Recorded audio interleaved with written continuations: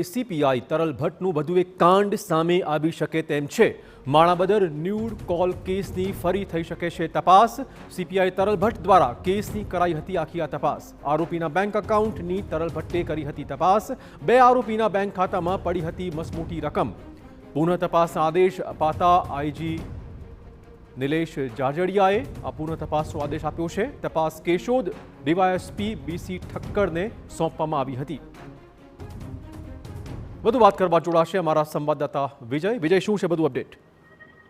ચોક્કસથી ચિરાગ જણાવી દો તો જે રીતે તોડકાંડ મામલે જે સીપીઆઈ તરલ ભટ્ટ છે જે માણાવદર તે ફરજ પર હતા અને તેના પાસે જ જે તપાસ હતી કે જે ગત 21 જૂને જ્યારે યુવાને દડવા ગામે ન્યૂડ કોલ મામલે જે આપઘાત કરવામાં આવ્યો હતો, આ સમગ્ર તપાસ જે સીપીઆઈ તરલ ભટ્ટને સોંપવામાં આવી હતી અને તપાસ સોંપ્યા બાદ જ્યારે બે આરોપીની ધરપકડ કરવામાં આવી હતી। ધરપકડ કર્યા બાદ જે આ ફરિયાદ છે તે પૂર્ણ થઈ હતી। ત્યારબાદ ફરીવાર આજે જ્યારે રેન્જ આઈજી નિલેશ જાંજડિયા દ્વારા આ પુનઃ તપાસનો આદેશ કરવામાં આવ્યો છે અને હાલ જ્યારે કેશોદ ડીવાયએસપી બીસી ઠક્કરને સોંપવામાં આવ્યું છે કે તે તપાસ સોંપવામાં આવતા હજુ પણ કંઈક ને કંઈક લાગી રહ્યું છે કે તરલ ભટ્ટનું કોઈ કાંડ મોટું આવે તેવી પણ શક્યતા સેવાઈ રહી છે। ધન્યવાદ વિજયસિંહ તમામ જાણકારી બદલ। તો તરલ ભટ્ટના વધુ કેટલાક કારનામાં કેટલીક કરતૂતો બહાર આવે તેવી હવે પૂરેપૂરી શક્યતાઓ છે।